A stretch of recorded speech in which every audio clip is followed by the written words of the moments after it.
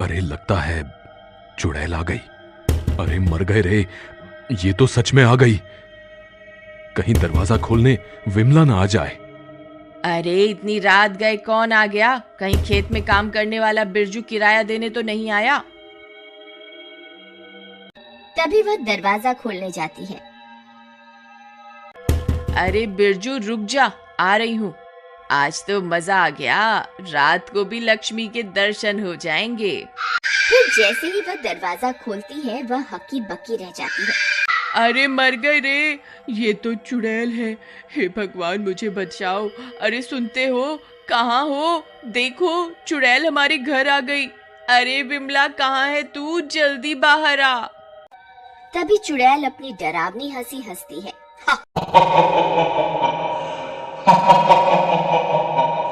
तुझे मुझसे कोई नहीं बचा सकता।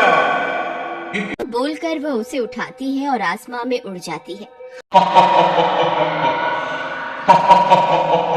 सब इस मंजर को अपनी आंखों से देखते हैं, लेकिन कोई भी डर के मारे उसे बचाने के लिए बाहर नहीं आता और चुड़ैल उसे उठाकर अपने साथ ले जाती है।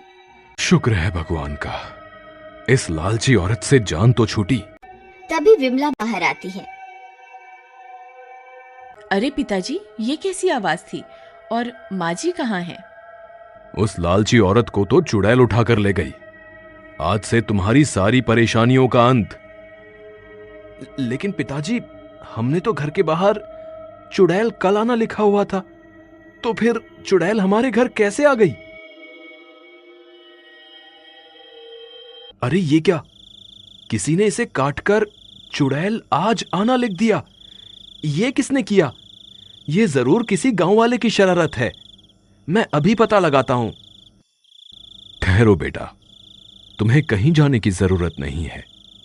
ये मैंने ही किया है।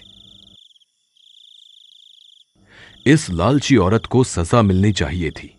नहीं पिताजी, ये आपने ठीक नहीं किया। आपको ऐसा नहीं करना चाहिए था। बेटा, मुझसे रोज रोज तुम्हारी ऐसी हालत देखी नहीं जाती थी, इसीलिए मुझे लगा कि इस लालची औरत को सबक सिखाने का यही सही तरीका है। अब क्या करें? मां को वापस कैसे लाएं? इतनी रात में जंगल में जाना खतरे से खाली नहीं होगा। हम सुबह होने का इंतजार करते हैं। नहीं नहीं, जब तक तो बहुत देर हो जाएगी। हमें माँ जी को अभी ढूंढना होगा। अरे विमला, तुम पागल हो गई हो क्या, जो इतनी रात को इतने घने जंगल में जाने की बात कर रही हो? हमें सुबह होने का इंतजार करना ही होगा। ठीक है, आप सुबह होने का इंतजार करिए, मैं माँ जी को ढूंढने अभी जा रही हूँ। इतना बोलकर विमला अकेले ही हाथ में मशाल लिए इतने घने जंगल में घुस जाती है।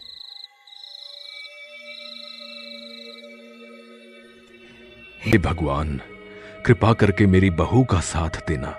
वहीं विमला जंगल में चुड़ैल की तलाश करती रहती है। तभी उसे डरावनी आवाजें सुनाई देती हैं। विमला बहुत डर जाती है।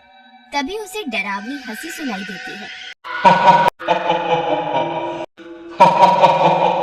कौन है जो खुद यहाँ मरने के लिए आ गया?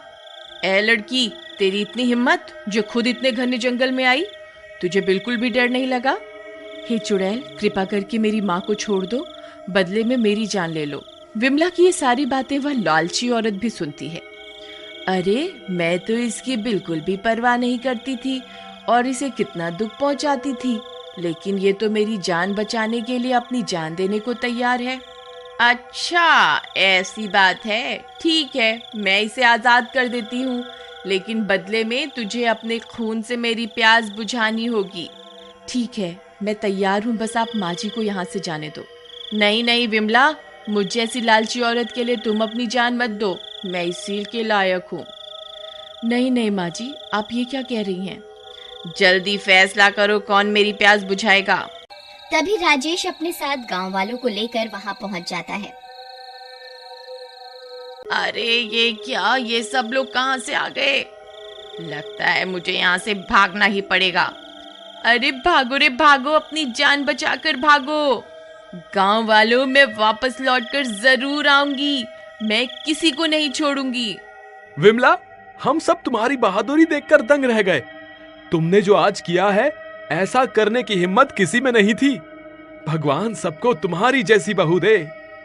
देख लालची औरत, तू इसे कितने दुख देती है और आज इसी ने तेरी जान बचाई है। बहू, मुझे माफ कर दे, मैंने तुझे बहुत दुख दिए हैं। कोई बात नहीं माँ जी, आपको माफी मांगने की कोई जरूरत नहीं है। मॉरल, एक बात याद रखिए, बहू भी किसी की बेटी है।